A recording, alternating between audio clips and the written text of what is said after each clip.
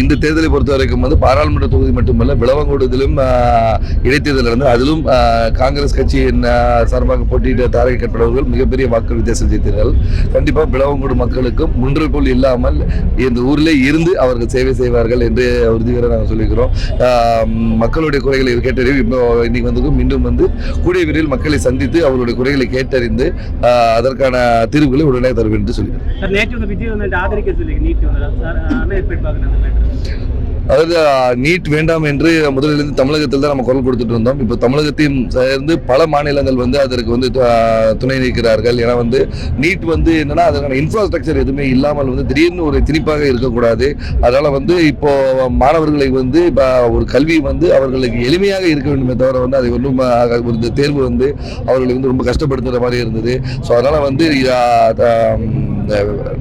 விஜய் மட்டுமல்ல நமது தலைவர்களும் வந்து ராகுல் காந்தி தலைவரும் அவர் வந்து நீட்டு வேண்டாம் என்று கூறியிருக்கிறார்கள். மாண்புமிகு முதலமைச்சர் அவர்களும் வேண்டாம் என்று சொல்லியிருக்கிறார்கள். எல்லாருமே வந்து நீட் வேண்டாம் என்று கூறுகிறார்கள். கூடிய விரைவில் வந்து நீட் தேர்வை ரத்து செய்யப்பட்ட இந்த செய்தி வரப்படும். ஏன்னா வந்து பாராளுமன்றத்திலும் வந்து நீட்டை பற்றி விவாதிக்க வேண்டும் என்று தலைவர் ராகுல் காந்தி அவர்கள் வலியுறுத்தி கொண்டு வந்திருக்கிறார். அதை பற்றி விவாதித்து அதற்கான முடிவு தரும் என்று சொல்லுங்கள். கடந்த முறை வந்து பாராளுமன்ற தேர்தல் கூட்டத்தொடரில் இந்த முறை அந்த வாய்ப்பு கிடைக்கும். போன முறை உள்ள இதுக்கும் இப்போ உள்ளதுக்கு கூட்டத்தொடரில் வந்து காங்கிரஸினுடைய நிலைப்பாடு என்ன மாதிரி இருக்கு? அதாவது ஒரு எதிர்கட்சி அந்தஸ்தோடு வந்து நாங்கள் பாராளுமன்றத்துக்குள்ள போகிறோம். அந்த 2 டம்லையும் பார்த்தீங்கன்னா வந்து நமக்கு வந்து பெருவாரியான சீட்டு இல்லாத எதிர்கட்சியோட அந்தஸ்து இல்லாமல் இருந்ததில் இது வந்து பலமாக இருக்கிறோம். காங்கிரஸ் மட்டுமல்ல, காங்கிரஸ் ஒரு கூட்டணி பலமாக இருக்கு. கிட்டத்தட்ட 234 பேர் வந்து நாங்கள் இருக்கும்போது வந்து ஒரு சிறப்பான ஒரு பாராளுமன்றம் நடக்குது. இப்பவுமே நீங்கள் பார்த்துருப்பீங்க வந்து பாராளுமன்றத்தில் பிரதமர் மோடி அவர்களுக்கு ராகுல் காந்தி கேட்ட கேள்விகளும் அவர் கொடுத்த பதில்களும் வந்து பார்த்து கொண்டு வரும். இதே போல காரசாரமாக மக்களுடைய குரலுக்கு வந்து குரலாக ராகுல் காந்தி அவர் ஒழித்துக் கொண்டே இருப்பார் என்று சொல்லிக்கிறோம். போன வாட்டி வந்த மாதிரி வந்து எளிதில் வந்து எல்லாத்தையும் வந்து எடுத்து திட்டங்களை கொண்டு வர முடியாது. விவாதிக்க வேண்டும். விவாதித்து ஒருமனதாக தான் திட்டங்கள் கொண்டு வரப்படும்.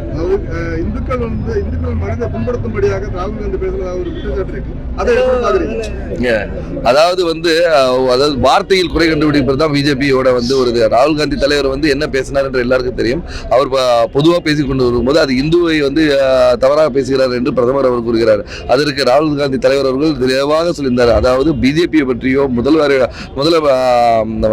மோடி அவர்களை பற்றியோ இல்லை RSS பற்றியோ மட்டும் கூறியதால் வந்து இந்துக்களை இழிவுபடுத்துகின்ற அர்த்தம் இல்லை என்று சொல்லியிருக்காங்க. அதாவது ஒரு ஜென்ரிக்கான இதுதான் எடுத்து சொல்ல. இதை வந்து இவங்க மத ரீதியாக கொண்டு போக பார்க்குறாங்க.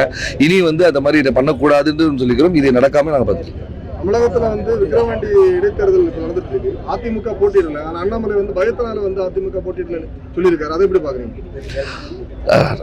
அண்ணாமலை அவர்கள் வந்து இப்போதான் பாராளுமன்றத்தில் முடித்திருக்கிறோம். அவர்கள் கூறியது என்ன, நடந்தது என்ன நம்ம எல்லாருக்கும் தெரியும். அதனால வந்து விக்கிரவாண்டியில் வந்து இந்திய கூட்டணி மிகப்பெரிய வெற்றி அடையும். அதை சொல்லி பாதகம் செய்பவரை கண்டால் நாம் பயங்கொள்ளலாகாது பாப்பா, மோதி மிதித்து விடு பாப்பா, அவர் முகத்தில் உமிழ்ந்து விடு பாப்பா. அண்மை செய்திகளை உடனுக்குடன் தெரிந்து கொள்ள இணைந்திருங்கள் இயம்நாடு தொலைக்காட்சியுடன்.